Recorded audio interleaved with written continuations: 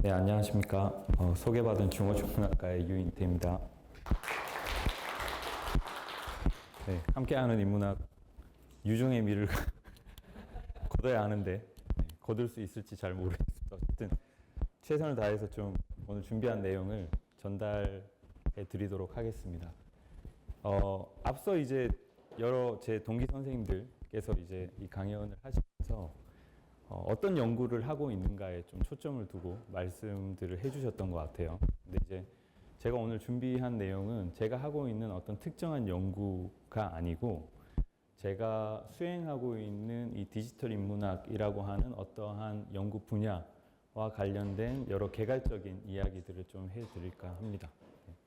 그래서 오늘 제 강연을 들으시고 그냥 디지털 인문학에 대해서 잘 몰랐는데 대충 이런 거구나 라는 어떤 인상 정도만 얻고 가셔도 충분히 의미가 있지 않을까 이런 생각을 해봅니다. 그러면 시작을 하겠습니다. 그 본격적인 강연을 시작하기 전에 일단 저에 대해서 좀 소개를 먼저 다시 좀 해드리겠습니다. 왜냐하면 제 이력을 좀 들으시면은 왜 이런 걸 하고 있는지 좀 그래도 납득할 만한 그런 지점들이 있을 것 같아서 저는 학부 때 한문학을 전공을 했습니다. 한문학을 전공을 했고 공부하는 걸 그래도 좀 좋아했던 편이기 때문에 졸업할 무렵에 저는 이제 대학원에 갈까 아니면은 저기 서울의 한국고전번역원이라는 곳이 있는데 거기 이제 역자 시험을 준비할까 뭐 이런저런 고민을 하고 있었습니다. 위에 선배님들도 대학원에 계신 선배님들은 대학원에 오지 마 이러시고 그 다음에 또 이제 역자로 활동하고 계신 선배님들은 뭐 역자도 좋아 살만해 라고 하셔서 어느 진로로 가야 되나 이렇게 고민하던 차에 근데 완전 다른 방향으로 진로를 틀게 됐는데 그게 뭐냐면 창업이었습니다. 그 당시에 이제 같이 졸업했던 친구 한 명이 지금은 굉장히 잘 나가는 친구가 됐어요.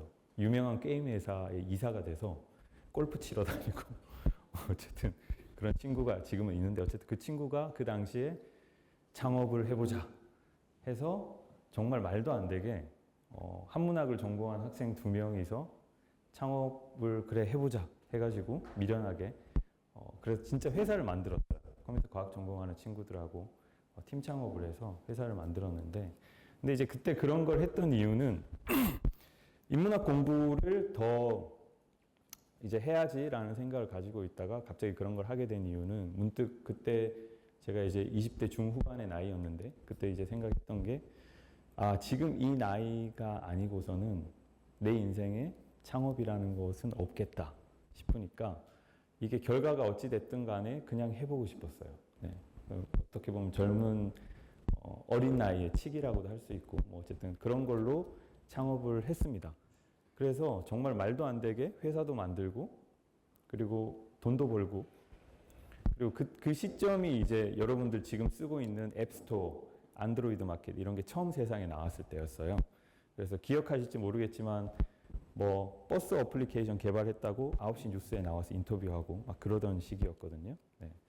그래서 저도 이제 그런 앱 개발 회사를 만들어서 창업 활동을 했었는데 창업 활동을 하다 보니까 한 2년 정도 이제 만든 회사도 운영하고 뭐 여러 가지 개발 업무 이런 것도 기획하고 뭐 어쨌든 여러 일들을 했었는데 하다 보니까 제 적성을 명확하게 알게 됐어요. 뭐였냐면은 비즈니스하고는 안 맞구나 라는 거를 그때 알게 됐습니다. 왜 그러냐면 회사를 만들 때까지는 정말 뭐 창의적인 발상, 새로운 것에 대한 기획 이런 게 중요하게 작용을 했는데 만들고 나니까 그 이후부터는 오히려 더 중요한 게 뭐냐면은 유지였어요. 그러다 보니까 계속 끊임없이 돈이었어요. 그냥 이 돈을 또 뭐 어떻게 확보하지, 뭐 어떻게 벌지. 그러다 보니까 처음에 이제 창업을 생각하면서 꿈꿨던 그런 어떤 창조적인, 창의적인 그런 것보다도 그냥 현실에 점점 더 이렇게 고착화되어 나가는 제 스스로를 보고서는 어느 시점에 이르러 나 이거 이제 못하겠다 해서 다시 공부하러 가야겠다 해서 그 활동을 그만두고 이제 30대 초반에 다시 이제 대학원으로 돌아갔습니다.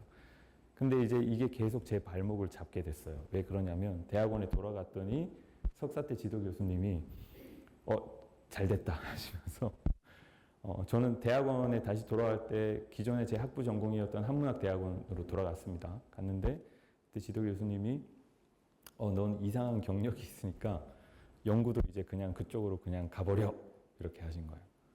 근데 그때만 해도 디지털 인문학이라는 개념이 학계에서 전혀 다루어지지 않을 때였어요. 제가 이제 2012년이었거든요. 그래서 저는 근데 반발심이 그때는 더 컸어요. 왜냐하면 그 모든 걸 접고 다시 공부하러 온 사람한테 다시 그거하고 관련된 뭔가를 해보라 라고 이제 그 당시 지도 교수님이 막 이야기하셨던 게 반발심도 있고 하기 싫은데 이런 게 있었는데 어찌저찌 어떤 과정을 겪으면서 결국은 그 기술에 대한 또는 그런 환경, 그런 맥락들에 대한 이해를 제가 기존에 가지고 있었던 그런 어떤 학적인 이해에 결합시키는 작업을 결국은 석사 때부터 하게 됐습니다. 그래서 석사 논문도 이제 그런 쪽으로 썼고요. 제 석사 논문 주제는 뭐냐면 한자 자전을 디지털 환경에서 어떻게 구현해야 할 것인가에 대한 미디어적 관점의 이해를 쭉 풀어서 논문으로 썼던 거였고 그걸 계기로 이제 박사 과정을 본격적으로 이제 디지털 인문학이라는 걸 배워봐야겠다 해서 한국과학중앙연구원 인문정보학과라는 곳에 가서 거기서부터는 진짜 아마추어적인 게 아니고 본격적인 그 분야에서 다루어지는 여러 가지 기술들, 프로젝트들을 경험하면서 지금까지 계속 이렇게 이어져 오게 된 것 같습니다. 그래서 지금 제가 하고 있는 연구는 막 뒤섞여 있습니다. 저는 한문학 전공자라서 조선시대 한문자료도 다루고요. 근데 한편으로는 조선시대를 다루다 보니까 조선시대사 역사 연구도 지금 하고 있습니다. 그래서 역사 연구하시는 선생님들이랑 여러 가지 번역 작업도 하고 있고 또 책도 내년에 한 권 나올 거거든요. 최근에 이제 원고도 하나 마쳤는데 어쨌든 뭐 그런 것도 있고 또 아시다시피 제가 중문과에 왔기 때문에 이제 올해부터는 중어중문학과 관련된 어떤 교육이라든지 연구의 외연도 이제 조금씩 앞으로 이제 더 넓혀 나가야 되겠죠. 네, 어쨌든 뭐 그런 상황이 있다라는 것을 말씀을 먼저 드립니다. 제 소개는 이 정도로 말씀드리고요. 제가 오늘 준비한 내용은 크게 세 꼭지입니다. 지금 우리가 살고 있는 시대가 어떤 시대이고 이게 이제 인문학이랑 무슨 관련이 있는지에 대한 말씀을 좀 드릴 거고요. 그다음 두 번째는 그걸 좀 더 구체화해서 지금 우리가 살고 있는 이 시대의 인문학을 디지털 환경에서 하는 방법이라는 게 도대체 어떤 거고 그게 어떤 의미를 갖는지에 대해서 좀 말씀을 드릴 거고 마지막으로는 좀 몇 가지 재미있는 사례를 보여드리면서 약간 시사점이 있는 지점들을 좀 짚으면서 마치도록 하겠습니다. 데이터 시대 초연결 사회에 관하여에 대해서 좀 말씀드리겠습니다. 초연결 사회라는 말이 우리가 살고 있는 세상에 처음 등장한 거는 아주 오래 전입니다. 이 말이 언제 처음 나왔느냐? 2012년도에 나왔습니다. 무려 지금으로부터 12년 전에 이 초연결 사회라는 말이 나왔습니다. 근데 이 초연결 사회라는 말이 처음 등장했던 맥락은 뭐냐면 2008년, 9년을 전후로 해서 지금 우리가 보편적으로 사용하고 있는 소셜미디어, SNS라고 하죠. 뭐 트위터, 지금은 X지만 페이스북, 인스타그램 어쨌든 이런 것들이 그 당시에 개발이 돼서 상용화돼서 세상에 나왔거든요. 처음에는 사람들이 그걸 어떻게 사용해야 될지 뭐 몰랐지만 시간이 흐를수록 점점 더 많이 사용하게 됐고 지금은 그냥 다 쓰고 계시죠. 대부분의 사람들이. 그래서 어쨌든 그런 환경의 과도기 속에서 저 초연결 사회라는 말이 2012년 무렵에 나왔던 맥락이 뭐냐면 그냥 예측이었어요. 지금 이 판세를 보니까 앞으로 세상이 이렇게 되겠구나 라는 맥락에서 초연결 사회라는 말이 나왔었습니다. 근데 그 당시에는 그냥 그 정도의 예측이었는데 저 초연결 사회라는 말이 담지하고 있는 의미가 실체화된 거, 구체화된 거는 뭐냐면 인공지능입니다. 인공지능이에요. 네. 뭐 GPT는 다 한 번쯤 써보셨을 거고 계속 쓰고 계신 분도 계실 거고 왜 그러냐면 초연결 사회가 됐기 때문에 지금 우리가 사용하고 있는 LLM이 나온 거거든요. 네. 인공지능, 지금의 어떤 거대 언어 모델 기반의 인공지능이 나오려면 필연적으로 학습 데이터의 규모가 갖춰져야 되는데 그 데이터는 누가 만들 거냐라고 했을 때 어떤 개인이 제공해 줄 수 있는 게 아니거든요.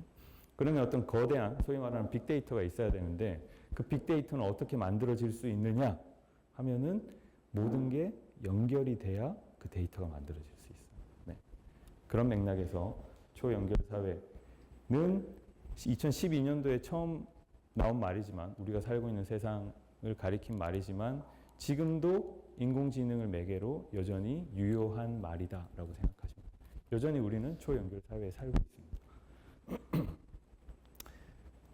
우리 사회가 어떻게 변화해 왔는지 잠깐 이제 좀 이 이야기를 먼저 해야 될 것 같아요. 이거를 이해하시면 좀 더 편합니다. 네, 디지털 인문학이 등장한 배경을 파악하시는데, 사회적 변화를, 그러니까 인류사 변화를 이야기하는 여러 가지 매개가 있는데, 그 중에 이제 저는 산업혁명과 관련된 내용을 좀 준비를 해봤습니다.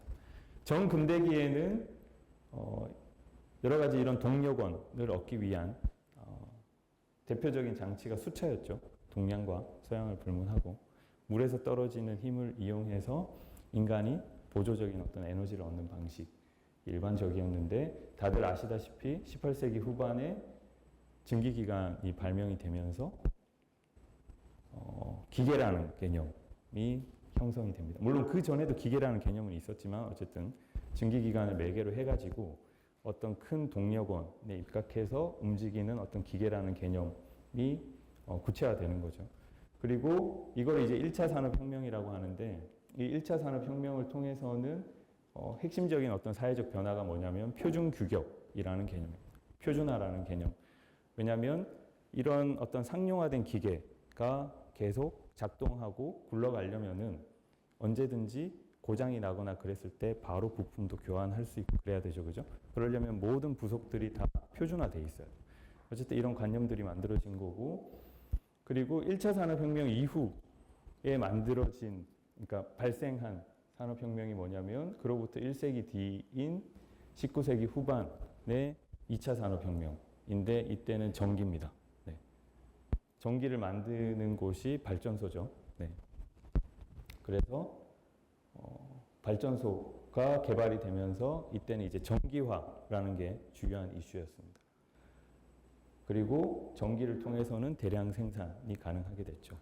1차 산업혁명에서 2차 산업혁명으로 넘어가는 계기는 일종의 지속적인 동력원을 어떻게 계속 공급받을 수 있는가의 문제의식이었는데, 전기를 24시간 내내 발전소를 통해서 공급받게 되면서 대량 생산이라는 게 가능해집니다. 이게 이제 그 당시에 핵심적인 변화였고, 그리고 3차 산업혁명, 네, 이라고 우리가 부르는 것의 핵심적인 매개는 뭐였냐면 바로 컴퓨터입니다. 네. 컴퓨터가 발명되면서 20세기 중반이죠. 네. 발명되면서 전산화라는 게 이루어집니다. 그냥 단순히 전기를 통해서 기계를 작동시키는 게 아니고 이제 그 중간 단계 컴퓨터가 있게 되면서 컴퓨터가 뭘 하게 되죠? 소위 말하는 계산이라는 걸 하게 됩니다. 근데 이때의 계산은 그냥 단순히 계산기로 뭐 숫자를 조합해서 뭐 계산하는 게 아니고 말 그대로 프로그래밍이죠. 네. 뭔가 일정한 규칙에 의해서 정보를 처리하는 맥락을 생각하시면 돼요. 넓은 맥락에서의 전산화 개념. 그리고 전산화가 가능해지면서 제가 좀 전에 말씀드린 대로 프로그래밍이 가능해지면 자동 공정이 가능해지죠. 미리 어떤 지점에서 뭘 하고 그 다음에 뭘 하고 하는 거. 그래서 자동화라는 개념이 이제 보편화되고 상용화됩니다. 지금 우리가 살고 있는 세상을 잘 생각해 보시면은 우리는 다 어떤 표준적인 상품들, 그리고 그것들이 대량 생산되고 있는 환경, 그리고 공정 과정에서는 모든 게 자동화되어 있죠. 이걸 우리는 당연하게 생각하고 있는데, 우리가 지금 당연하게 생각하고 있는 그런 관습적 이해가 다 이런 역사적인 변화를 통해서 만들어진 거죠. 그리고 이제 4차 산업혁명이라고 여전히 지금 우리가 부르는 거. 최근에 이제 이쪽 분야의 연구자들이 지금 우리는 5차 산업혁명 시기에 살고 있다, 뭐 이런 이야기를 하시는 분들이 있는데, 이거는 시각에 따라 다른 것 같아요. 그러니까 제가 생각하기엔 여전히 우리는 4차 산업혁명 시기에 살고 있는 거거든요. 그 4차 산업혁명의 단서가 뭐냐 하면은 바로 인터넷입니다. 네. 그러면 그 다음 단계가 뭘까요? 기계화, 전기화, 전산화, 다음이 우리 사회를 지금 지배하고 있는, 우리 사회가 아니라 전체 인류를 지배하고 있는 게 뭐냐면 바로 초연결. 지금 당장 인터넷 접속 못하면 상상이 안 되죠, 그죠?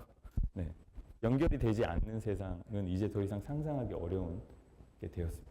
그리고 재밌는 게 뭐냐면은 4차 산업혁명, 인터넷을 매개한 초연결 사회로서의 4차 산업혁명이 발생하면서 생긴 가장 핵심적인 지점이 뭐냐면 바로 저 가상환경입니다. 버추얼라이제이션. 저 가상환경은 뭐냐면 지금 우리가 이해하는 뭐 VR 이런 게 아니고 그냥 모든 걸 우리는 다 웹을 통해 하죠. 지금은 물건도 스마트폰으로 사죠. 그죠? 네. 물건도 스마트폰으로 사고 사람들과의 소통도 스마트폰으로 하고 모든 게 다 어디에? 가상적 환경에 다 들어가 있습니다. 상품을 구매하고 파는 거, 사람들과 소통하는 거 전부 다 그런 개념이라고 보시면 돼요. 어쨌든 이런 흐름 속에서 그동안의 어떤 인류사적 변화가 크게 이루어져 왔고 그리고 그러니까 요약하면 이런 거죠. 표준 규격의 상품을 대량으로 생산하고 대량 생산하는 방식을 자동 공정으로 처리하고 자동으로 처리하는 공정에 가상 환경을 도입한 겁니다. 이 모든 게 다 어우러진 세상에 우리가 살고 있고 그리고 기계가 만들어진 다음에 전기가 만들어졌고 전기를 매개로 해서 전산이 활용되기 시작했고 그리고 재밌는 게 뭐냐면 전산화에서 초연결로 가는 과정에서의 핵심적인 키워드가 바로 데이터예요. 왜? 프로그래밍 된 환경 안에서 끊임없이 정보의 연산이 이루어지죠. 그럼 그 연산 과정을 통해서 뭐가 누적이 되죠? 바로 데이터가 누적이 됩니다. 네. 이렇게 설명드리면 좀 어려울 수 있는데 이거 생각하시면 돼요. 예전에는 기차역에 가서 티켓을 구매하려면 컴퓨터가 없었을 때는 그 앞에 앉아있는 분이 직접 일일이 다 확인하고 뭐 체크하고 도장 찍어서 매표를 했죠. 그죠? 근데 지금은 그냥 부스에서 버튼 몇 개 누르면 바로 티켓이 나오죠. 네. 근데 이제 그 어떤 물리적인 형상만 달라진 게 아니고 그 내부에 있는 시스템은 뭐냐면 데이터베이스 안에 그렇게 모든 정보가 축적이 돼요. 어떤 사람이 몇 시에 어디서 티켓팅을 했는지 그러면 그게 데이터베이스에 다 누적이 되기 때문에 1년 동안 그 축적된 데이터를 보면은 예를 들어서 KTX가 다니는 전국의 어떤 교통망에 어디서 얼마나 많은 인구가 왔다 갔다 이동하는지 모든 걸 다 알게 되죠. 그리고 그걸 기반으로 교통 서비스도 만드는 거예요.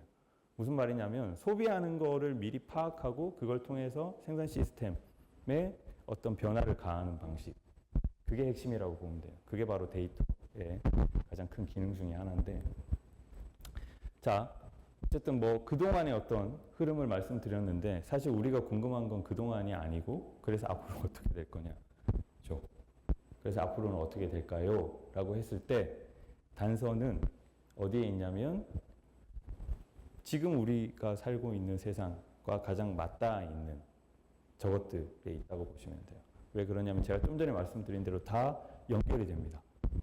각자의 어떤 그런 것들이 아니라 이 네 가지의 어떤 혁명적인 변화가 다 연결되어 있다라는 단초를 가지고 생각해 보면 컴퓨터하고 인터넷이 사실 단서라고 보면 돼요. 앞으로 어떻게 변화할지. 그리고 실제 그 구체적인 단서가 하나 나왔습니다. 그게 인공지능이에요. 컴퓨터를 통해서 컴퓨터 기술이 발달하면서 복잡한 알고리즘이 발달을 하고 그리고 그 복잡한 알고리즘에 적용할 수 있는 데이터가 어디서 모이죠? 바로 인터넷에서 모이는 거예요. 그래서 그것 두 개가 유기적으로 결합된 게 지금 우리가 사용하고 있는 인공지능 기술이라고 생각하시면 돼요. 자, 근데 이제 우리가 해야 될 맥락은 그런 맥락이 아니고 우리는 이제 인문학을 하는 사람들이기 때문에 인문학적 관점에서 좀 생각을 해볼 필요가 있죠. 자, 컴퓨터와 인터넷이 앞으로 이제 변화시킬 지금도 변화하고 있고 앞으로 변화할 어떤 미래의 모습을 생각했을 때 그 줄기가 되는 요소들이 이 세 가지거든요. 뭐냐면 데이터, 인프라, 알고리즘입니다. 네, 지금도 굉장히 중요한 영역들인데 그리고 데이터는 공유라는 키워드 그리고 인프라는 접속이라는 키워드 그리고 알고리즘은 개방이라는 키워드하고 연결이 됩니다. 사실 좀 익숙한 키워드는 아니실 거예요. 근데 여기서 미리 제가 답을 말씀드리면은 데이터, 인프라, 알고리즘 중에서 인프라와 알고리즘은 사실 인문학이랑 큰 상관이 없어요.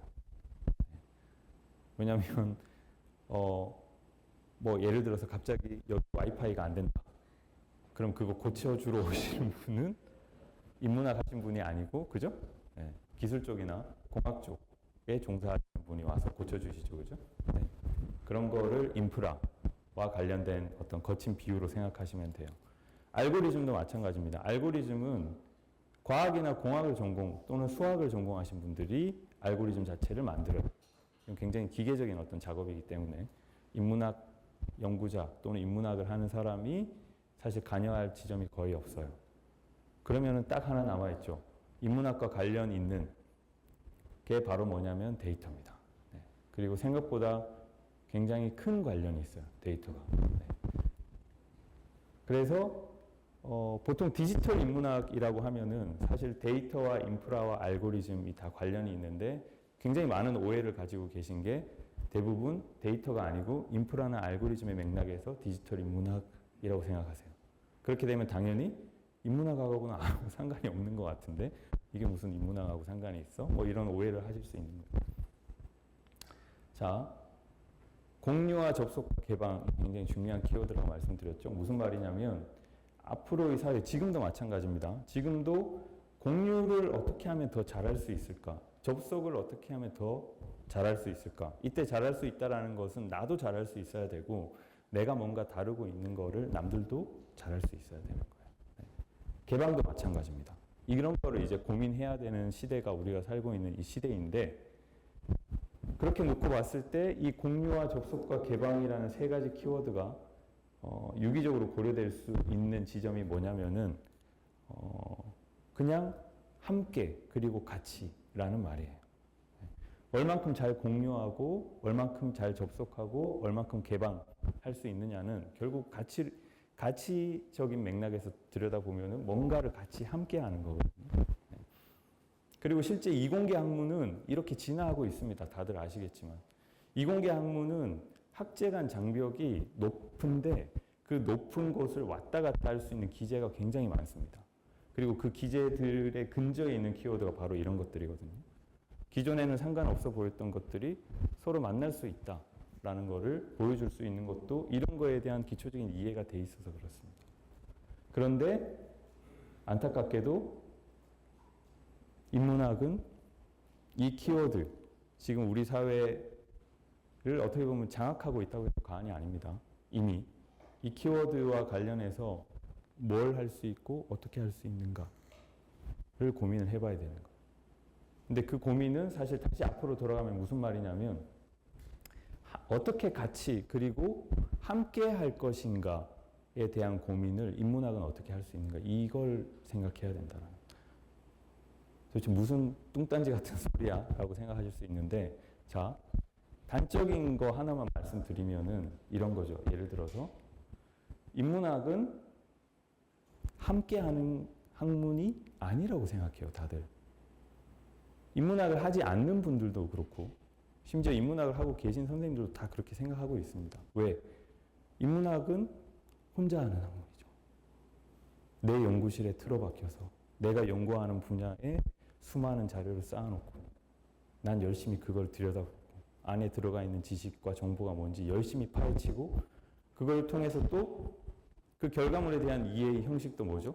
논문이나 단행본이죠. 열심히 혼자 글 씁니다. 그리고 퍼블리싱 하죠. 논문을 어디 뭐 투고해서 게재를 한다든지 내가 원하는 출판사에 책을 낸다든지 근데 그 모든 프로세스에 같이 함께라는 건 없어요. 그냥 오로지 혼자 하는 겁니다. 네, 다들 공감하실 거예요. 물론 이런 항변도 가능합니다. 아니 그렇게 혼자 열심히 해서 학계에 내가 그걸 내놓고 사람들이 그걸 보면 그거 같이 하는 거 아니냐? 라고 생각하실 수 있는데 애초에 그 고민의 프로세스 상에서 뭔가를 함께하지 않는 건 사실상 함께한다고 말하기가 어렵죠. 잘 생각해 보시면 이공계 연구는 어떻게 하죠? 대부분 협업입니다. 이공계 연구는 랩이 있어요. 근데 그 랩이 어떠한 전공, 단일 전공 안에서의 랩도 있고 전공과 전공과의 유기적인 연계를 도모하는 랩도 있어요. 모든 것들이 어떻게 함께 하게끔 되어 있어요. 이공계는. 네. 그래서 계속 이공계는 잘 나가는 거예요. 이걸 아셔야 돼요. 그러니까 이공계의 세상이라서 이공계가 지금 잘 나가고 있는 게 아니고 우리가 살고 있는 세상이 공유와 접속과 개방이라는 이 세 가지 원칙에 입각해서 지금 작동하고 있는 세상인데 이공계는 이미 여기 최적화되어 있는 시스템으로 그동안 진화해 왔습니다. 그러니까 맞아 떨어지는 거예요. 그래서 잘 나가는 거예요. 근데 우리 인문학은 사실 거리가 멀죠. 네. 철저하게 혼자 되는, 그리고 나의 전문성을 극대화시키는 방향으로 연구자들이 공부를 합니다. 그래야 어딘가에 자리를 잡을 수도 있고 뭐 여러 가지 이유가 있지만 어쨌든 뭐 이 이야기를 좀 말씀드리고요. 그래서 이거는 사실 제가 봤을 때는 좀 다시 한 번 더 생각해 볼 필요가 있어요. 왜 우리는 그동안 개인의 과업, 모든 걸 오로지 개인적 차원으로 연구라는 것을 수렴해 왔는지, 수용해 왔는지에 대한 이해와, 또 하나는 그게 왜 꼭 글쓰기여야만 하는가에 대한 거. 이거 두 가지가 사실은 핵심이에요. 여기서 이 두 가지에서만 벗어나도 할 수 있는 게 굉장히 많아집니다. 네.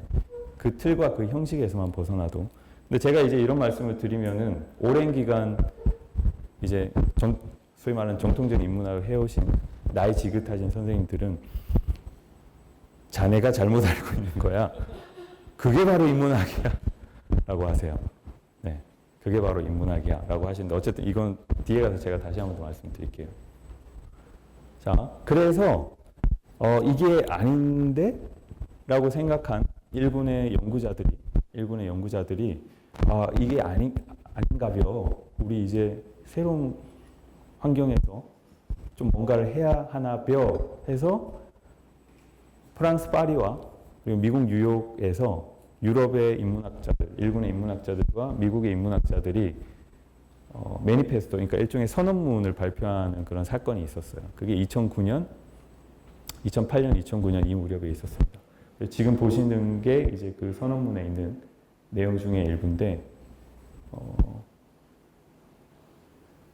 저기 제일 앞에, 제가 중간 부분을 이제 인용을 한 건데, 저 인용된 부분 제일 앞에 보면 우리는 책을 폐지하려고 하는 것이 아니다. 그러니까 디지털 환경을 매개한 인문학을 이제 우리가 고민해야 한다고 하니까 그 당시에도, 지금부터 한 15년 전이죠. 그 당시에도 그 주변의 인문학자들이 아니 그러면은 책을 없애려고 하는 거예요. 그러니까 이거는 흑백 논리가 아님에도 불구하고 흑백 논리처럼 생각하게 되는 거예요.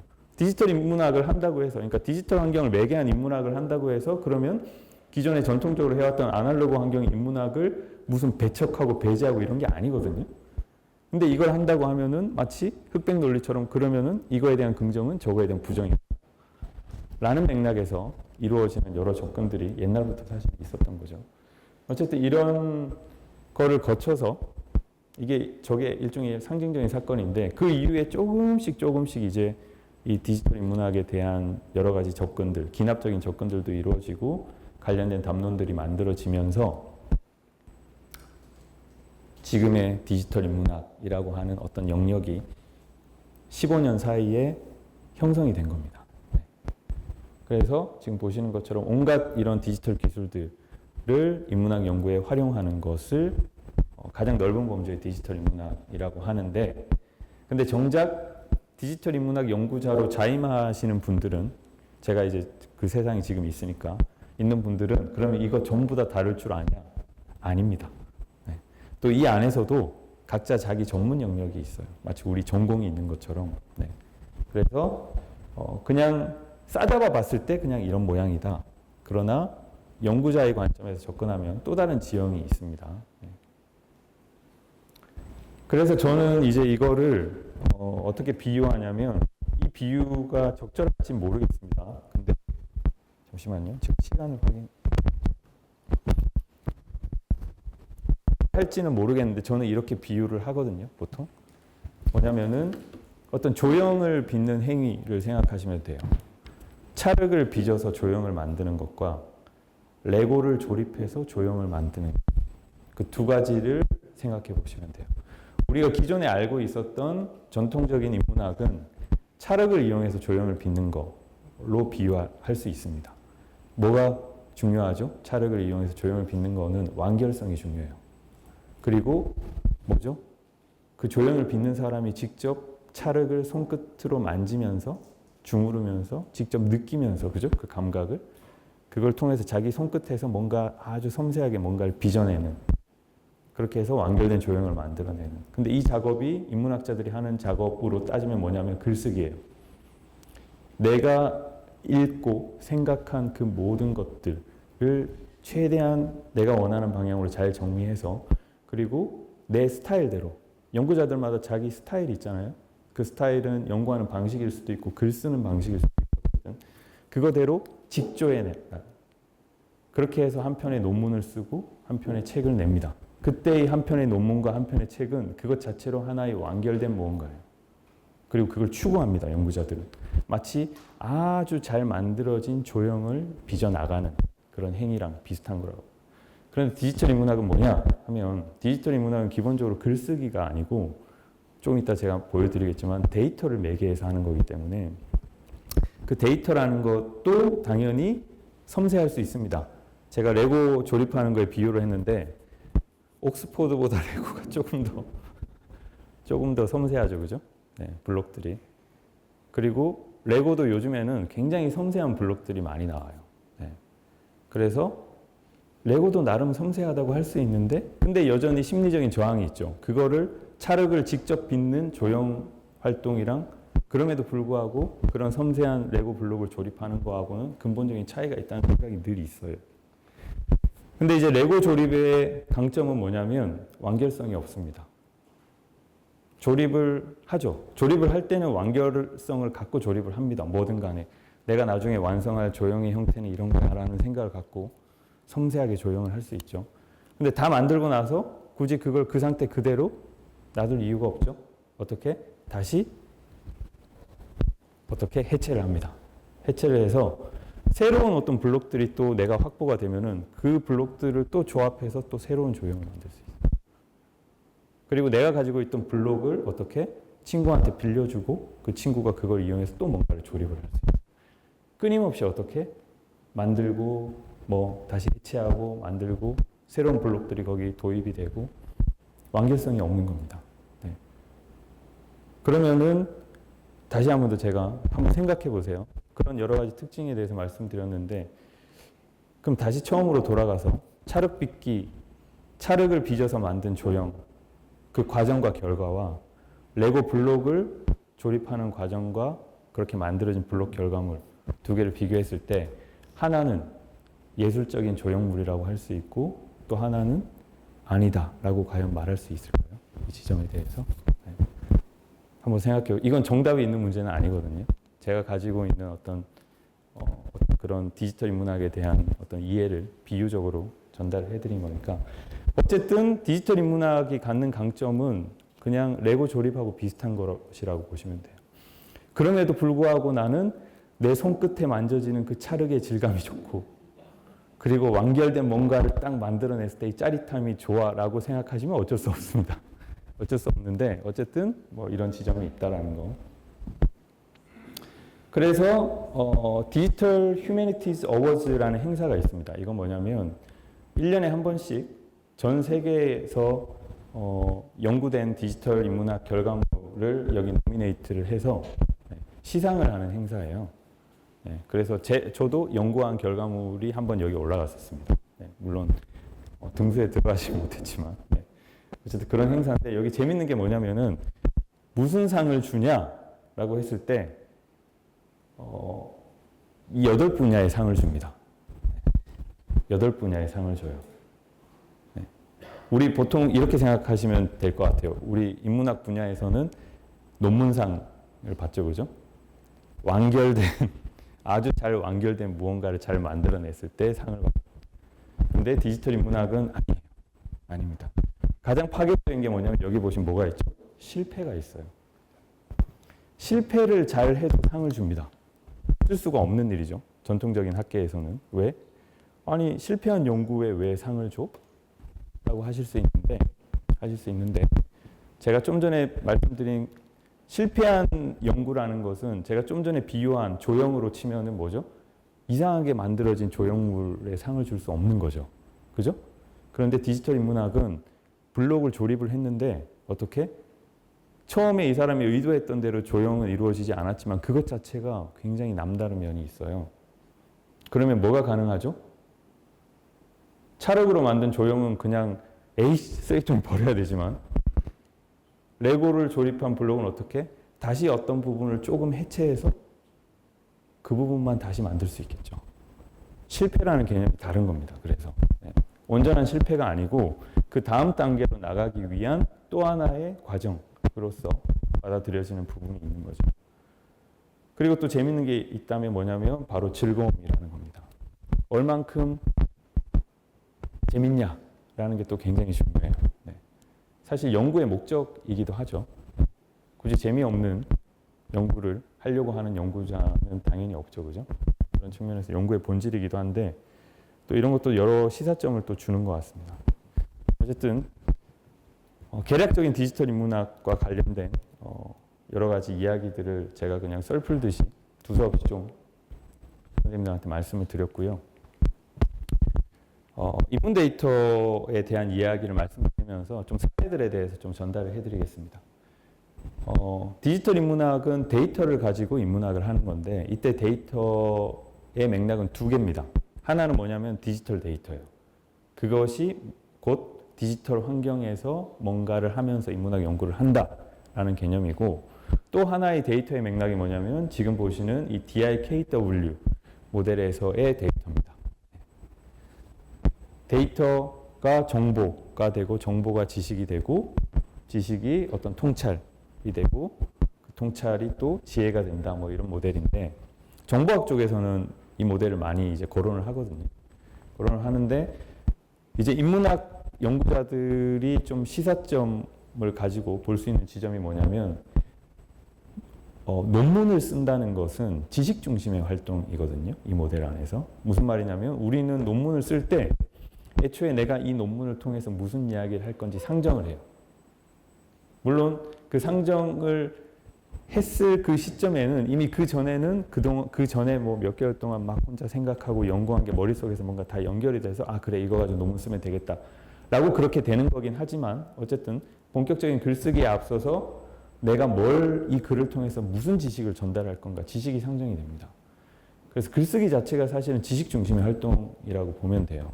그런데 디지털 인문학은 이 모델에서 어디에? 바로 데이터에서 출발해요. 이런 게 근본적인 차이라고 보시면 됩니다. 어디서 출발하느냐.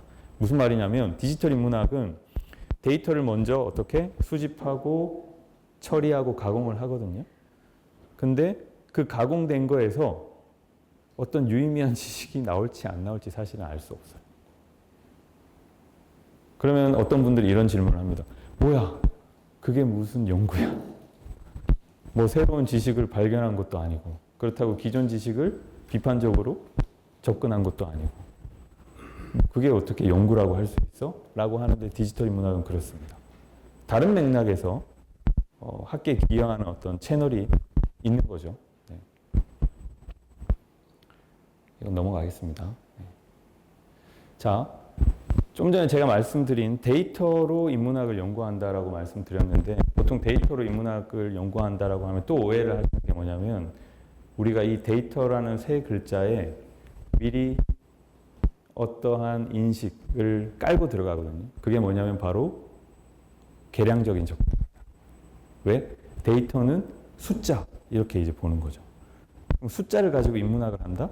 그럼 양적으로 접근을 한다는 건데 근데 인문학은 뭐가 양이 많다고 해서 그게 더 의미가 있고 그런 게 아닌데 양이 적은 게 오히려 더 의미가 있을 수 있는 그 지점을 밝히는 게 또 인문학의 학문적 특성이기도 한데 근데 양적으로 접근하는 게 무슨 의미가 있다고 그래 보통 이런 식으로 논리적으로 생각을 많이 하시는데 근데 그럴 수밖에 없죠. 왜?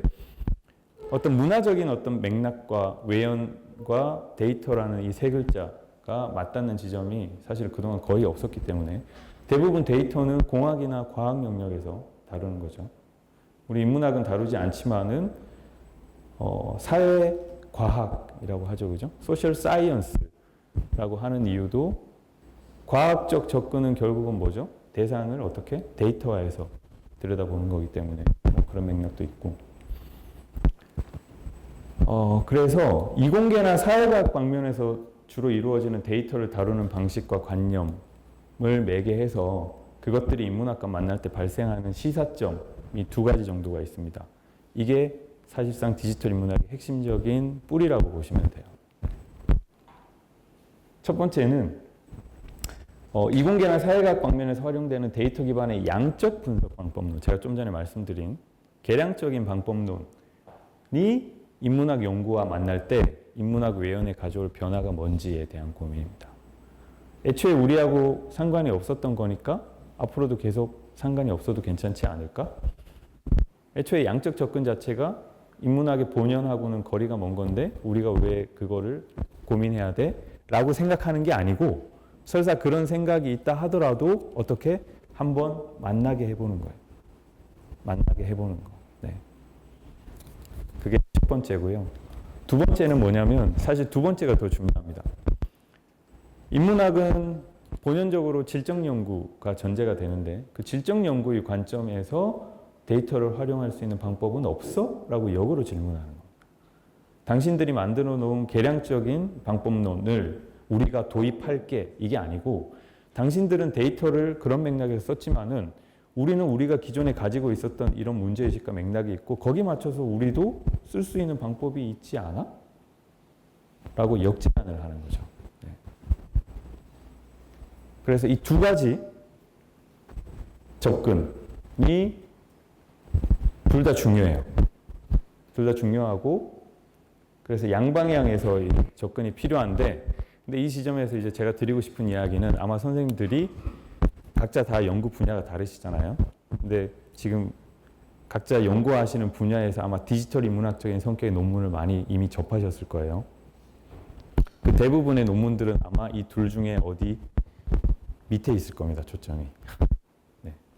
초점 밑에 있을 거예요. 왜 그러냐면 뭐 예전부터 그랬어요. 2, 3년 전도 그렇고 지금도 그렇고 마찬가지인데 저는 논문 심사를 엄청 많이 하거든요. 왜냐하면 디지털 인문 연구자가 국내에 많이 없기 때문에 저는 뭐 별 희한한 학회지 논문도 심사를 많이 하는데 어쨌든 근데 이제 대부분 논문 쓰는 거를 보면 맥락이 뭐냐면은 이거예요.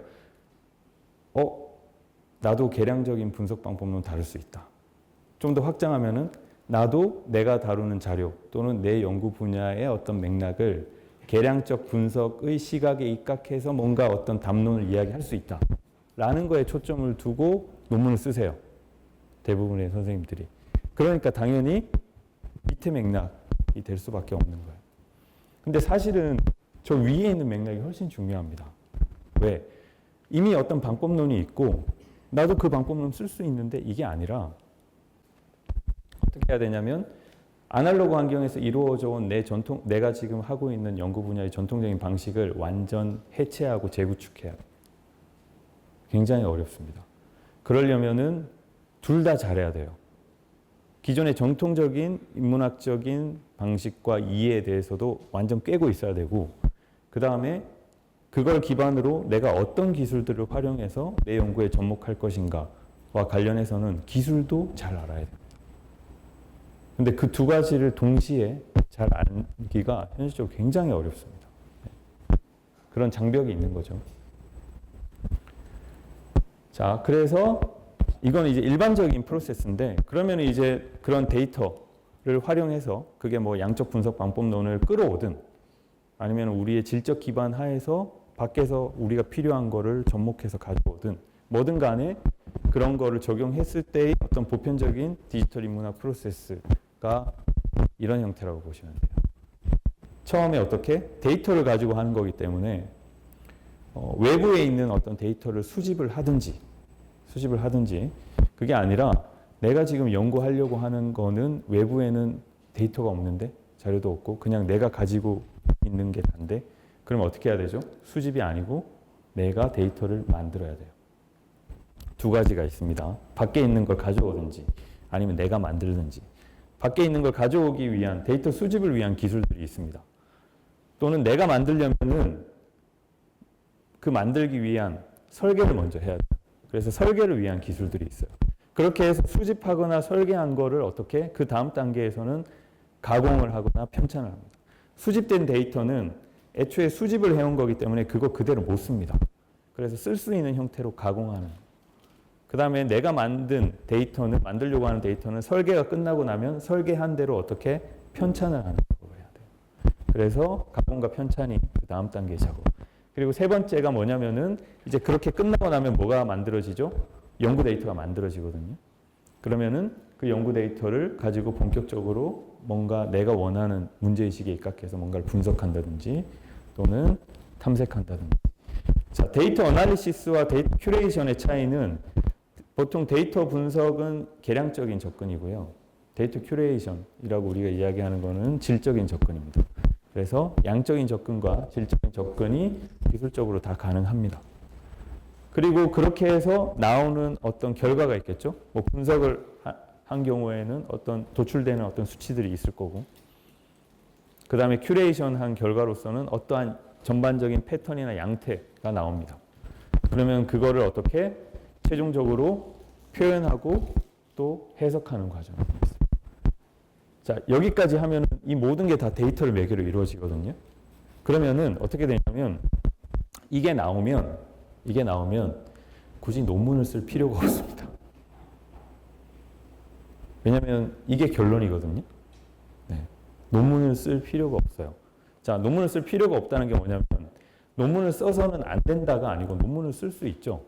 쓸 수 있으면 다시 이 과정과 결과를 어떻게 정치한 글로 작성할 수 있어요. 근데 굳이 그러지 않아도 되기 때문에. 네. 그래서 제가 아까 말씀드린 대로 디지털 인문학은 글쓰기가 아니고 데이터 기반이라는 게 이런 프로세스가 있기 때문에 그렇습니다. 네. 근데 안타깝게도 디지털 인문학 연구자들이 논문을 많이 씁니다. 네. 저도 올해 4편의 논문을 썼습니다. 네. 왜 그러냐면 뭔가 소개하고 설명을 해야 돼요, 결국은. 그리고 더 중요한 게 뭐냐면은 그럼 이렇게 만들면은 끝이네요라고 하는데 국가에서 인준을 안 해줍니다, 실적으로. 네, 실적으로 인준을 안 해줘요. 연구자의 실적은 오로지 논문이죠, 그죠? 그래서 또 논문을 써야 하는 그런 현실적인 장벽이 있는데. 자, 어쨌든 그래서 이런 어떤 여러 가지 프로세스를 통해서 데이터 기반의 인문학 연구, 즉 디지털 인문학 연구가 이루어지는데, 자, 여기서 이제 우리가 좀 더 디테일하게 짚고 들어가야 되는 지점에 대해서 좀 말씀드릴게요. 인문학 연구가 데이터 처리 기술과 조우하는 경계는 굉장히 외연이 넓은데 그 중에서도 핵심적이라고 할 만한 지점이 3가지가 있습니다. 네, 그걸 하나씩 제가 말씀드릴게요. 이 내용은 제가 이제 논문으로도 발표를 한 건데 크게 이 3가지입니다. 공유와 협업, 표현과 전달, 분석과 연산이라고 하는 키워드예요. 자, 첫 번째 이제 공유와 협업이라는 것은 아까 처음에 제가 기술 발달사를 이야기하면서 잠깐 말씀드렸었죠. 어떻게 공유하고 어떻게 사람들과 함께 할 것인가를 고민하는 거. 이건 역으로 이제 질문을 할 수 있죠. 기존의 전통적인 인문학 연구 환경에서 그러면은 이 공유라는 키워드 그리고 협업이라는 키워드가 어떻게 이루어져 왔는가라는 거를 질문을 할 수 있는데, 근데 역시나 핵심은 뭐냐면은 그냥 저작물이죠.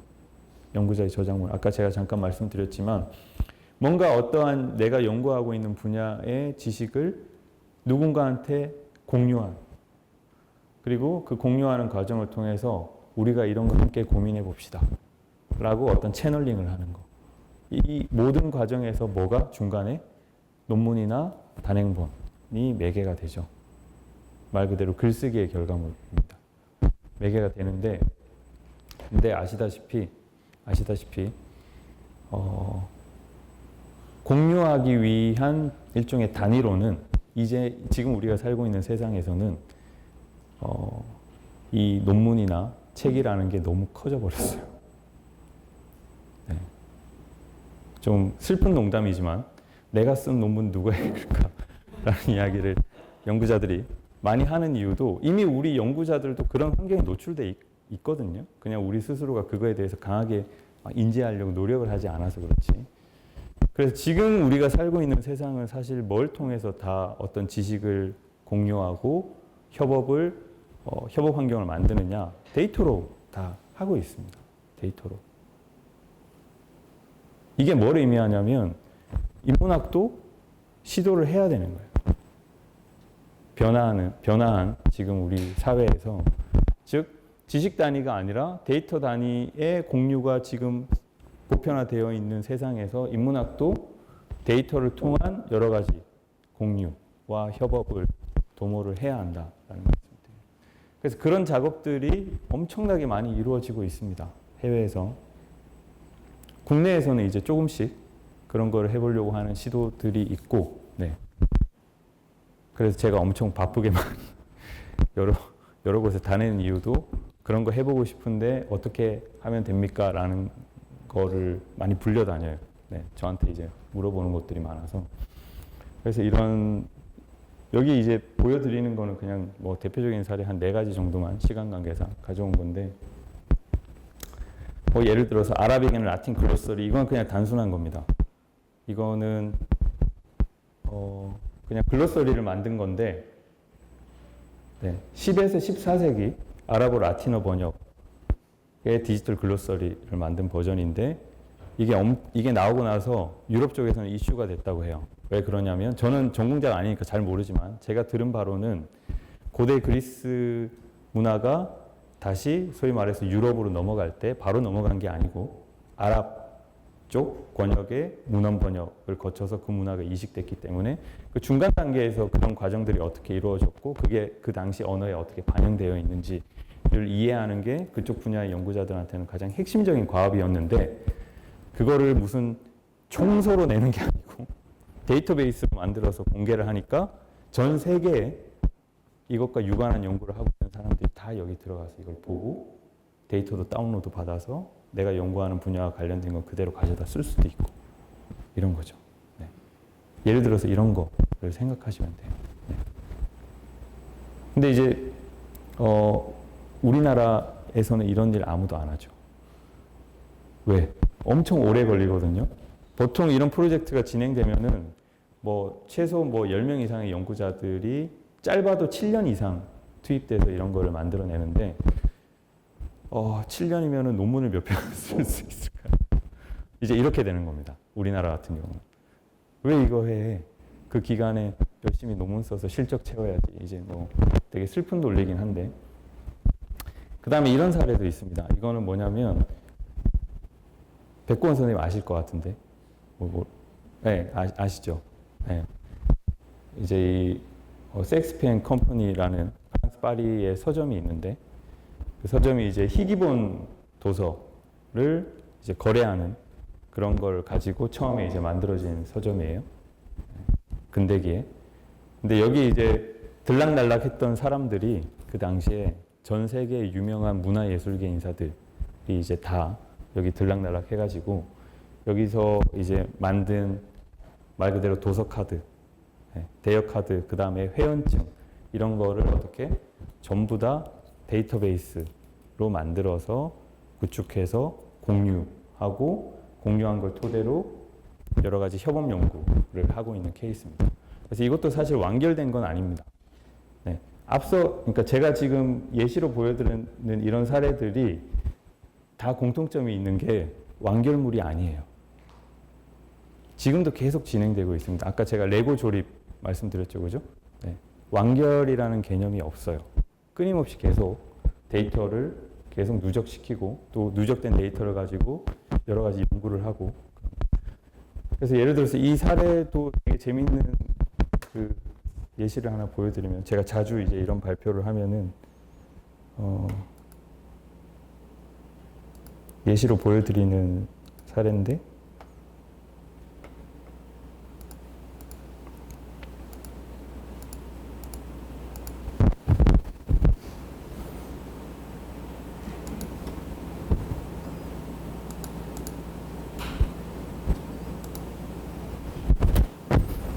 제가 이 자리를 빌어서 백고은 선생님한테 좀 여기 들어가면은 뭐 아까 제가 말씀드린 대로 하나의 예시를 보여드리는 거예요. 대부분 문헌 중심의 디지털 인문학 프로젝트가 이런 형식으로 이루어지거든요. 소스를 보시면 제가 좀 전에 말씀드린 대로 이런 거예요. 도서 카드. 지금 보시면 어네스트 헤밍웨이의 도서 카드가 이렇게 이제 있는 거죠. 이 서점에서 책도 빌려보고 했던 프랑스 파리에 머물면서. 그러니까 이런 도서 카드가 엄청나게 많이 있는 거예요. 이 서점에 이제 기록이 남아 있는 겁니다. 문헌이. 이것뿐만 아니고 로그북스나 아니면은 이 주소록도 다 남아 있고, 또 재밌는 게 이 주소록이 그 사람이 주거지를 바꿀 때마다 다 업데이트가 돼서 어디로 이사 다녔는지도 주소를 통해서 다 이제 파악이 되는 거죠. 데이터로 접근을 하면. 그래서 어쨌든 이것들을 다 데이터화해서 데이터베이스를 만들었어요. 그래서 어떤 사람들이 여기에서 책을 빌리거나 구매했는지, 이런 일종의 인명록이죠. 이런 것도 쭉 다 볼 수 있고, 여기 유명한 사람도 되게 많습니다. 많고, 그 다음에 또 사람이 아니고 또 책을 중심으로 해서 또 볼 수 있는 거예요. 여기 보면은 이제 희귀본이기 때문에, 예를 들어서 제임스 조이스의 율리시스 같은 책은 엄청 많은 사람들이 빌려본 게 여기 기록에 다 데이터로 확인이 돼요. 유명한 사람들도 막 빌려보고. 어쨌든 그런 지점도 재밌는데, 더 재밌는 건 이제 이렇게 데이터가 구축이 되면 뭘 할 수 있느냐 하면, 제가 아까 말씀드린 대로 데이터 기반의 연구를 할 수 있는 거예요. 어떤 연구를 할 수 있느냐 하면, 뭐 예를 들어서 이제 전반적으로 이런 소위 말하는 양적 연구도 해볼 수 있고, 어떤 데이터의 추산을 보는 거죠. 뭐 어떤 시기에 뭐 어떤 장르의 책이 많이 이제 책을 많이 사람들이 많이 빌려봤는지, 뭐 이런 여러 가지 이제 로직이 있죠. 거기 맞춰서 이런 통계적 추산도 살펴보는 것도 가능하고, 그 다음에 또 재밌는 거는 질적 연구가 가능한데, 이때의 질적 연구라는 것은 어떤 문제의식이 본연이 되는 건데, 지금 보시면은 백권 선생님 라이트 뱅크, 레프트 뱅크 개념 파리에 계셨으니까 세느강을 기준으로, 그죠? 왼쪽과 오른쪽, 네, 좌완 우완이라고 알고 있는데, 근데 이거 보시면은 재밌는 게, 이게 뭐냐면, 이 지도가 뭐냐면은 그 주소록에 있던 이 당시에 이 서점에 들락날락했던 사람들이 살았던 곳이에요. 그래서 지도에 찍었더니 지금 보시는 것처럼 이렇게 나오는 거예요. 네.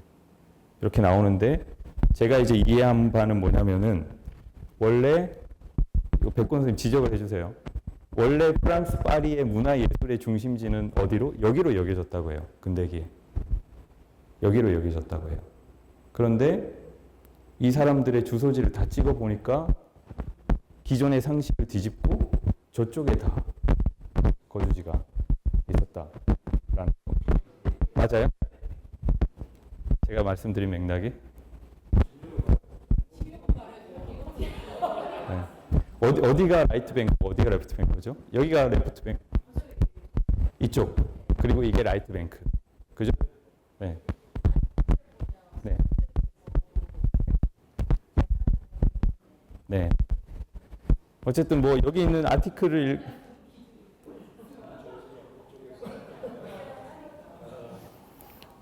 어쨌든 여기 있는 아티클을 읽어보니까 뭐 그런 식으로 네, 설명이 돼 있는데, 근데 재밌는 게 뭐냐면 데이터를 활용한 연구가 이런 거거든요. 이건 양적 연구가 아닙니다. 질적 연구예요. 왜?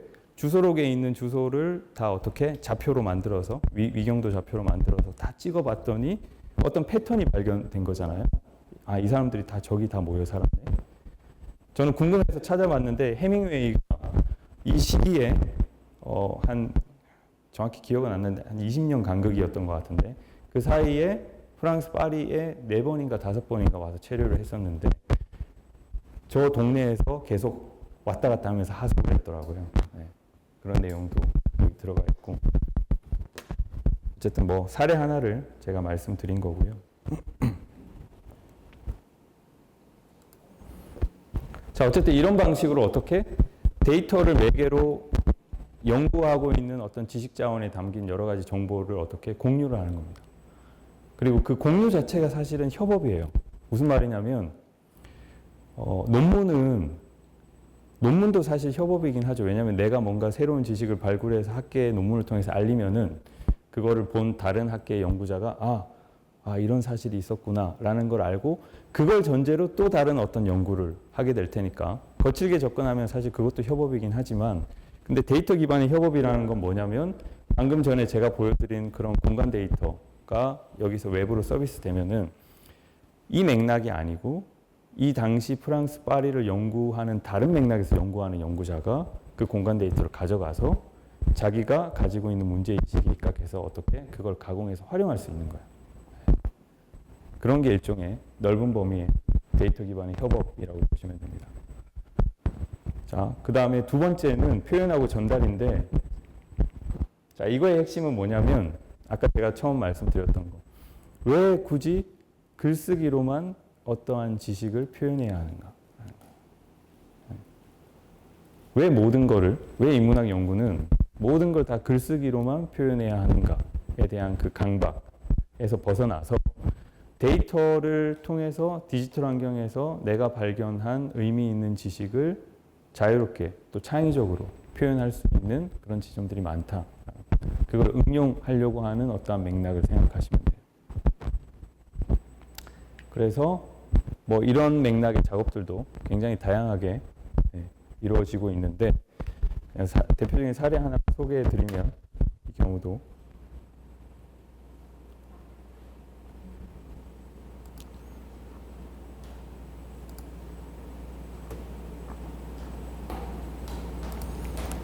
자, 이건 튜더 네트워크스라는 사례인데요. 이건 뭐냐면 이제 영국의 튜더 왕가, 영국 튜더 왕가는 제가 뭐 영국사 전공자는 아니지만 어쨌든 우리나라로 치면 조선 초중기, 14세기에 영국에 있었던 왕가인데 뭐 이 튜더 왕가는 워낙 사건도 많고 그래서 뭐 외국에서는 드라마나 영화로도 굉장히 많이 만들어지고 그런 것 같습니다. 근데 어쨌든 이 튜더 왕가의 인물들이 주고받은 편지가 12만 3,850통이 현존한다고 합니다. 그리고 그 편지를 주고받은 인물들만 2만 424명이라고 해요.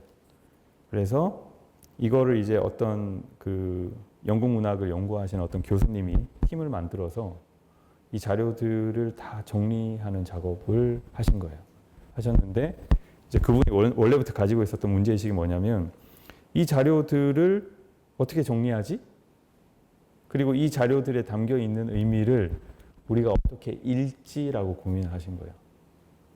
근데 이걸 그냥 책으로 낸다? 일반적인 번역 총서처럼 막 12만 건의 편지를 다 엄청난 거대의 책이 될 텐데 그게 아니고 처음부터 그럴 필요가 없다. 그냥 데이터베이스를 만들어야겠다. 데이터베이스를 만드는 과정 중에서 데이터베이스만 만들면 되는 게 아니고 이분이 가졌던 문제의식이 뭐냐면 이 안에 담겨 있는 의미 있는 지식을 새롭게 표현하고 싶었던 거예요.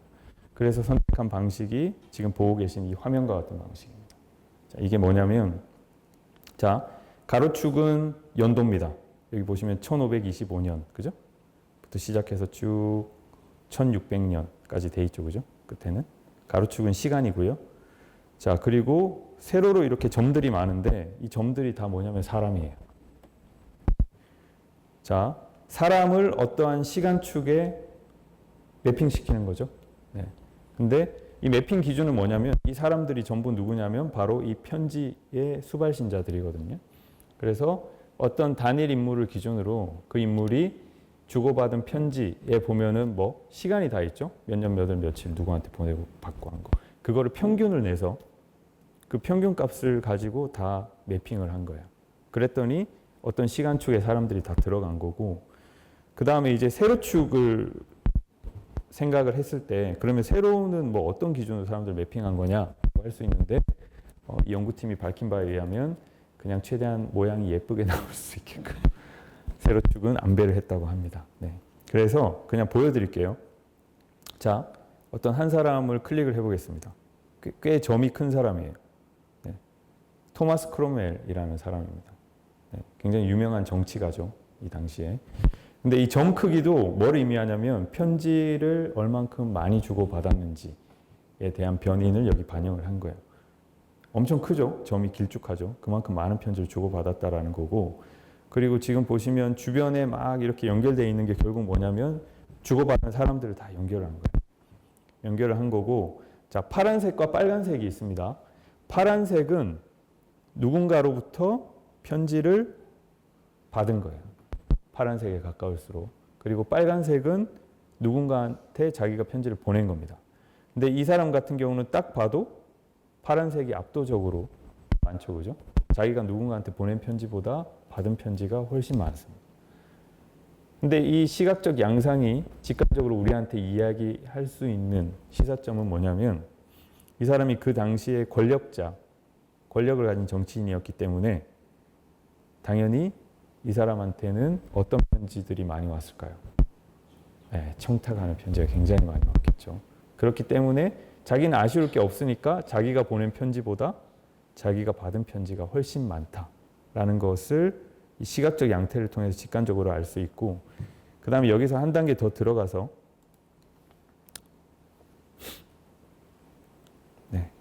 시간축을 기준으로 보면은 이제 반대가 됐어요. 세로가 시간입니다. 세로가 시간축이고, 여기 보시면 이제 노란색 동그라미들이 다 뭐냐면 이 사람이 편지를 주고받은 인물들이고, 동그라미가 클수록 이 사람과 주고받은 편지의 양이 많은 거예요. 네. 많은 거고, 그리고 시간적인 추이에 따라서 또 넓은 시간대에 편지를 주고받은 사람도 있고, 되게 어떤 단기간에만 편지를 주고받은, 그걸 다 직관적으로 다 볼 수가 있죠. 시각적으로. 네. 이렇게 선택을 하면 어떤 인물과 관련된 양태를 다 볼 수 있고, 왼쪽에 있는 이 조그만 점들이 다 뭐냐면 편지예요. 그래서 어떤 점을 클릭을 하면 그 편지의 구체적인 내용을 볼 수 있습니다. 네. 자, 기초 데이터가 다 구축이 되면 이런 방식으로 어떻게 이 미디어에 맞는 맥락에 따라서 그러니까 자유롭게 시각적인 표현을 할 수 있는. 자, 이런 표현은 결국은 이 연구자가 뭘 고민한 거냐면 편지라는 미디어를 어떻게 표현하는 게 그 편지라는 미디어가 가지고 있는 특징을 잘 보여줄 수 있는가를 고민한 결과라고 보시면 돼요. 지도를 통해서도 볼 수 있습니다. 왜? 편지에 보면은 어디로 보내는 장소가 나오죠, 그죠? 그래서 지도를 통해서도 이 사람한테 편지를 보낸 곳들이 어디까지 다 있구나, 이런 거를 또 시각적으로 볼 수 있는 부분이 있죠. 자, 이 연구가 나오고 나서 우스개가 돌았다고 해요. 이쪽 영국 사학계에서. 그게 뭐였냐면 이제 글쓰기 인문학은 끝났다. 물론 좀 극단적인 농담이긴 한데 그만큼 이제 이 사례가 굉장히 좀 충격으로 다가왔다고 보시면 돼요. 미국 역사학계에서도 꽤 큰 충격이었다고 하니까 이 사례가. 그래서 이런 대규모 사료를 어떤 식으로 정리해서 그 안에 담겨있는 지식을 표현할 것인가와 관련된 엄청나게 실험적인 시도가 지금 전 세계에서 엄청 많이 이루어지고 있습니다. 네. 이루어지고 있고, 제가 참여했던 연구도 그런 문제의식을 바탕으로 저도 연구를 했었다라는 말씀을 드리고요. 그리고 마지막으로 이제 분석과 연산이 있습니다. 분석과 연산은 사실 앞서 공유, 협업, 표현 전달하고는 결이 다릅니다. 왜 다르냐면 앞서 공유, 협업, 표현 전달은 기존의 어떤 인문학적인 문제의식과 전통에 발을 딛고 서 있는 거거든요. 근데 분석과 연산은 아니에요.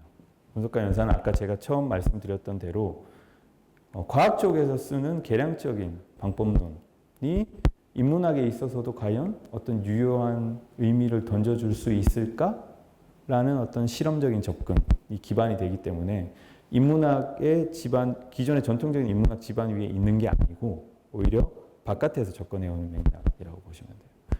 근데 이것도 여러 가지 시사점을 계속 던지고 있습니다. 이쪽 방면의 연구가 계속 많이 이루어지고 있고, 뭐냐면은 기존 인문학 연구는 대규모 자료를 다루지 않았죠. 그래서 대규모 자료를 다룬다는 게 도대체 어떤 의미가 있는지에 대한 감각이나 관념도 사실 없었어요.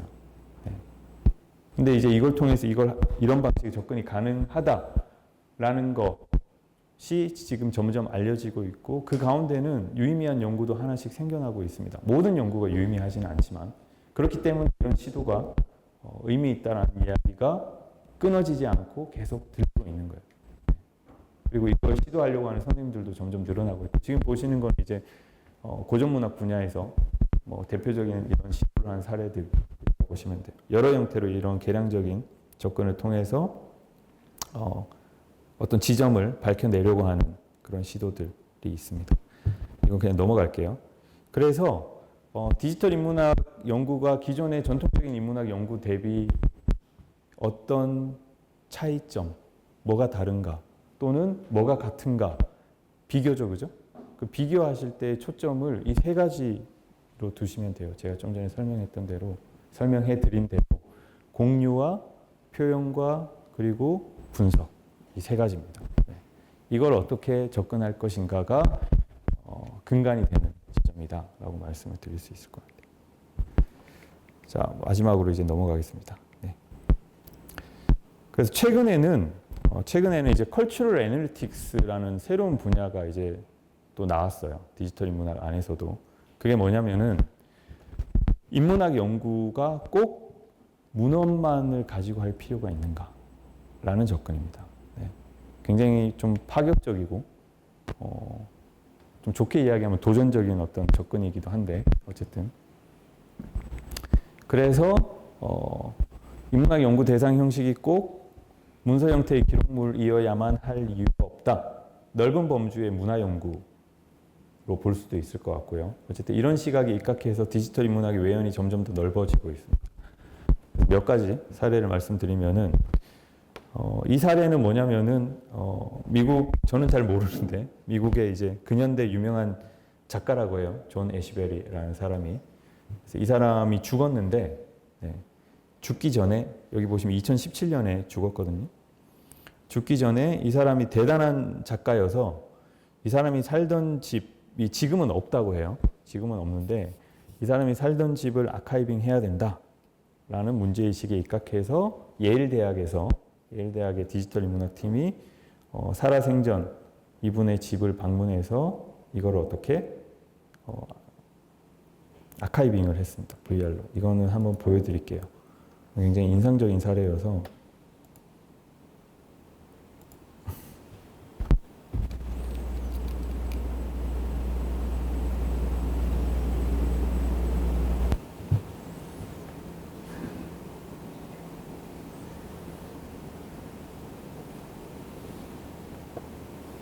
네, 이렇게 되어 있고 이제 집에 들어가는 거죠.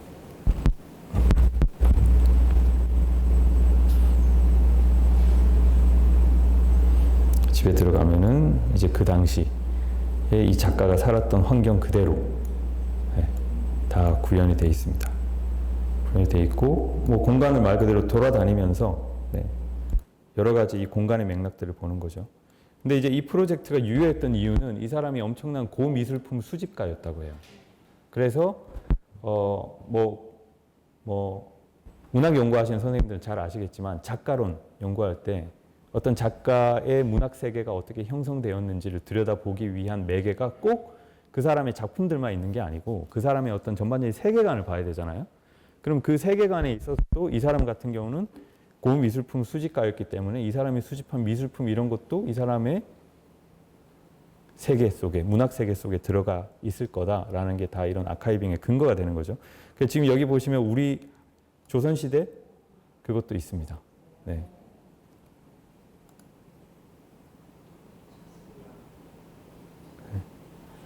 지금 스피커가 꺼져서 소리가 안 나오는 것. 여기 보시면 구슬도 들을 수 있어요. 나오는구나.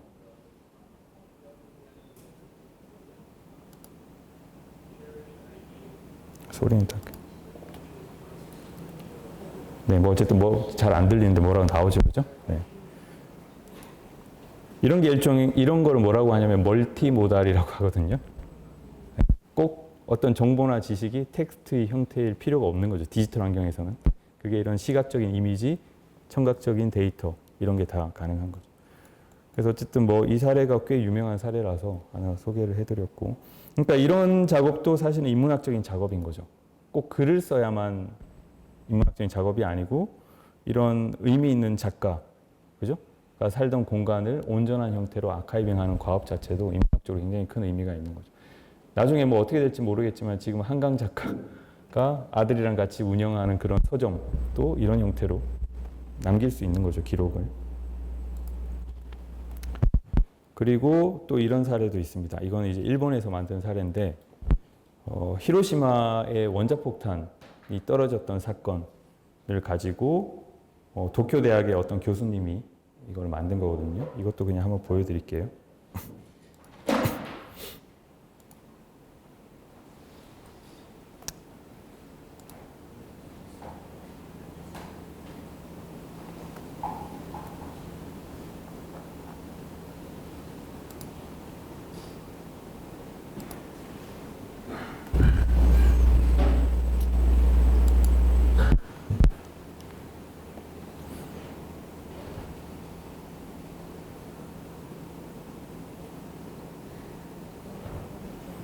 여기가 이제 핵폭탄이 떨어졌던 곳이고, 그 핵폭탄이 떨어졌던 곳을 중심으로 이제 그 당시 폭탄이 떨어졌을 때 있었던 사람들, 직접적으로 있었던 사람들의 증언도 있고, 아니면 뭐 자기 아버지가 뭐 그때 여기 있었는데 아들 후손의 어떤 증언도 있고 해가지고 이거를 3D 지도에서 이렇게 복합적으로 보게끔 해놓은 거예요.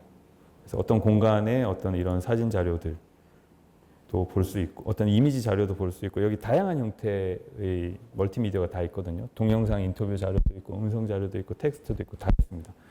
그래서 히로시마 원자폭탄이 떨어진 것과 관련된 여러 가지, 그게 공간이 매개가 되든, 아니면 지금 보시는 것처럼 어떤 인물들의 어떤 증언 같은 게 매개가 되든, 이런 것들을 다 여기서 볼 수 있게끔 해놓은 거예요.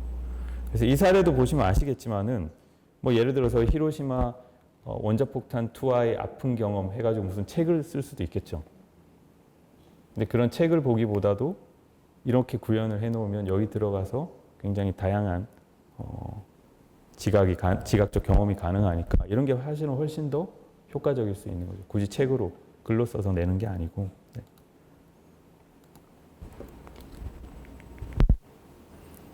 자, 어쨌든 뭐 시간 관계에서 뭐 사례는 엄청나게 많습니다. 네, 시간이 많으면 그 모든 걸 다 보여드릴 수 있겠지만 그냥 넘어가겠습니다. 이 정도만 보여드리고. 그래서 최근에는 이제 이런 데이터 기반의 디지털 인문학 연구가 어떤 식으로 진화해 나가고 있냐면 공공인문학이랑 결합을 하고 있어요. Public Humanities라고 하는 개념. 왜 그러냐면 좀 전에 보여드렸듯이 디지털 인문학의 핵심은 데이터를 다루는 거고, 그 데이터는 꼭 문헌 자료일 필요는 없고, 우리가 지금 살고 있는 세상과 관련된 다양한 어떤 문화적 자원들을 다 데이터화하는 게 가능하기 때문에 주로 뭐 어떤 활동과 연계되는 경우. 좀 전에 보여드렸던 그 히로시마 원자폭탄 투하와 관련된 것도 무슨 그게 엄청난 뭐 연구의 맥락이 있어서 한 게 아니고, 그 교수님이 이 아픈 경험을 우리 후대에 잘 알려야 된다라는 문제의식 때문에 저런 걸 만드신 거거든요. 책을 만든 게 아니고. 그것 자체가 어떻게 보면 새로운 어떤 문화적, 사회적 활동으로 수용이 될 수가 있는 거죠. 그래서 지금 보고 계신 글은 제가 쓴 글인데요. 어쨌든 핵심은 뭐냐면은 예전에 어떤 인문학자들은 사회적 실천이라고 하면은 기본적으로 어떤 지필이었죠. 글을 써서, 어떤 책을 써서 대중들한테 뭐가 중요한지, 어떤 가치가 의미가 있는지 이런 거를 전달하고 확산시키는 거. 그게 어떤 지식인으로서의 기본적인 어떤 태도나 자세라고 생각을 해왔는데, 제가 봤을 때 지금은 큰 의미가 없습니다. 지금은 오히려 새로운, 지금 우리가 살고 있는 미디어 환경에 맞는 새로운 어떤 실천적인 활동이 필요한 시점이고, 그걸 하는 데 있어서 좀 전에 보여드렸듯이 데이터를 아카이빙 하는 과정을 통해서 어떠한 역할을 할 수 있다. 왜냐면은 어떤 한 곳에서 소셜미디어에서 그런 걸 많이 볼 수 있는데, 저는 좀 인상적이었던 사례가 트위터에 가면 뭐가 있냐면, 지금 정확히 기억이 안 나는데, 오늘도 죽은 노동자 해가지고 노동자들이 전국에서 매일 죽잖아요. 근데 그게 다 사실은 누구도 기억하지 못하고 다 흩어지잖아요. 그냥 가끔씩 뉴스에 나오면 누가 무슨 일을 하다 죽었구나, 가슴 아프다 이러고 말지. 근데 이제 그 계정은 그거를 다 수집하는 거예요. 계속 데이터를 누적시켜 나가는 거예요. 그럼 어느 한 곳에 그게 모여 있는 것 자체가 사실 엄청 큰 의미가 되거든요. 왜? 그게 휘발되고 없어지면은 사실 무슨 의미가 있을 거리가 없지만 한 곳에 모아놓는 그 행위 자체가 갖는 의미가 지금 우리가 살고 있는 사회에서는 굉장히 큰 의미가 될 수 있고, 왜? 정보가 너무 많잖아요. 어디 가서 뭐가 있는지 모르는 상황에서 그런 행위 자체가 사실은 의미가 있다라는 말씀을 드리고, 그래서 거기 입각해서 생산적인 어떤 인문학적 활동들이 좀 전에 말씀드린 대로 지금 많이 이루어지고 있습니다. 해외에서는. 네. 그래서 많이 이루어지고 있는데, 뭐 사례 한 3개만 말씀드리면, 하나가 뭐냐면 링크드 재즈라는 사례인데, 이거는 미국의 이제 재즈 아티스트들, 재즈의 역사를 정리하기 위한 작업을 한 어떤 그룹이 있는데, 그 그룹에서 재즈 역사를 정리하다 보니까 뭐가 계속 나왔냐면 여성 아티스트들이 계속 나온 거예요. 근데 그게 이제 꽤 의미가 있었던 게 뭐냐면은 기존의 재즈 역사에서는, 저는 재즈 잘 모릅니다. 그 아티클 보고 지금 전달을 해드린 거예요. 기존 재즈 역사, 미국 재즈 역사에서는 재즈는 남성의 전유물이다 라는 게 이제 보편화되어 있었는데, 실제 이런 데이터를, 정보를 수출하고 데이터화하는 과정에서 엄청나게 많은 여성 아티스트들이 발굴됐고, 그 사람들은 어떤 문헌에 올라가 있지도 않은 거예요. 그래서 이 작업을 한 연구자들이 무슨 생각을 했냐면, 그러면은 이 여성 아티스트들에 대한 정보를 우리가 만들어야겠다. 근데 책으로 쓰는 게 아니고 어디? 디지털 환경에다가 우리가 만들어야겠다. 그래서 뭘 했냐면 위키피디아에 발굴되는 여성 재즈 아티스트들 수백 명의 정보를 다 위키 페이지로 다 만든 거예요. 올려버린 거예요. 그리고 그게 끝이 아니고 2017년도에 꽤 됐죠. 2017년도에 이 연구 책임자인 여자 교수님이 미국의 어떤 학회에서 논문을 하나 발표했는데, 그게 뭐였냐면 미국 역사, 그러니까 미국 재즈 역사에서 그동안 잊혀졌던 여성 아티스트들 뭐 이런 주제로 논문을 발표하고 투고를 한 거예요. 근데 그 논문이 지금 웹에 가면 그 논문을 볼 수 있는데, 그 당시에 엄청난 이슈였다고 해요. 부정적 이슈가 있었다고 합니다. 물론 최종적으로는 게재가 됐는데, 뭐 어떤 이슈였냐면 논문 주석이 다 위키피디아인 거예요.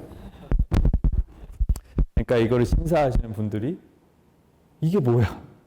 이게 무슨 인문학 논문이야? 근데 이 논문은 그럴 수밖에 없죠. 왜? 1차 자료가 다 위키피디아에 있는 거예요. 자기들이 위키에다가 그걸 만들어 놨으니까. 책으로 출간한 게 아니고. 어쨌든 그런 사례도 있고요. 그러니까 이런 방식의 어떤 문화활동을 생각하시면 될 것 같아요. 데이터를 매개한 문화활동. 그 다음 또 하나 더 말씀드리면, 이 사례는 굉장히 좀 충격적인 사례입니다.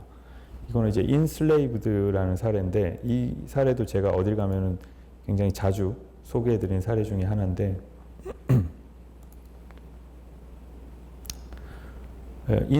뭐 제목을 통해서도 느껴지시겠지만, 이게 이제 흑인 노예 무역과 관련된 역사 연구가 유럽하고 아메리카 쪽에서 굉장히 오랫동안 이루어져 왔는데, 학회들이 엄청 많다고 해요. 저는 뭐 자세히는 모르지만.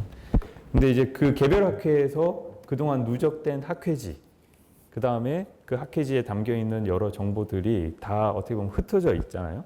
그래서 연합학회가 만들어져서 그 연합학회에서 우리 이거 다 모으자 한 거예요. 근데 이걸 어떻게 모으지? 고민한 결과 데이터베이스를 만들자 이렇게 됐고, 개별 학회, 개별 연구 그룹에서 그동안 작업해왔던 것들이 로직이 다 다르잖아요.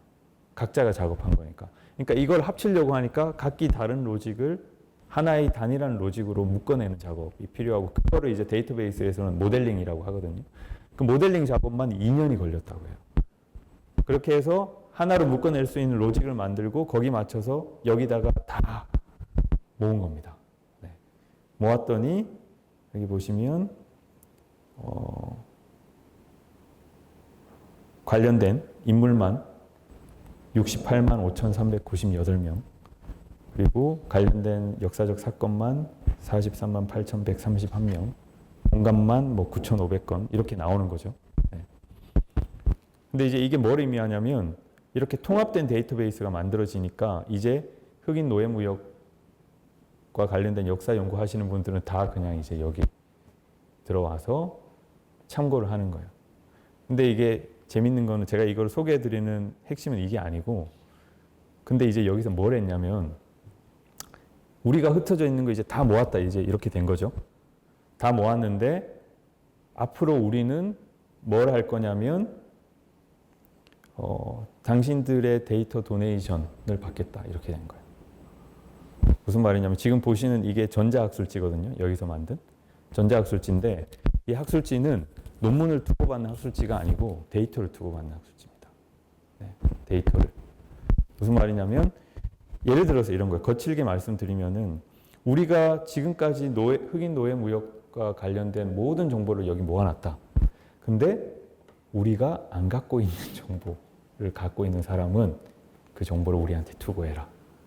그리고 우리가 검증할 만한 연구자 그룹으로 그걸 인준을 그러니까 심사를 하잖아요.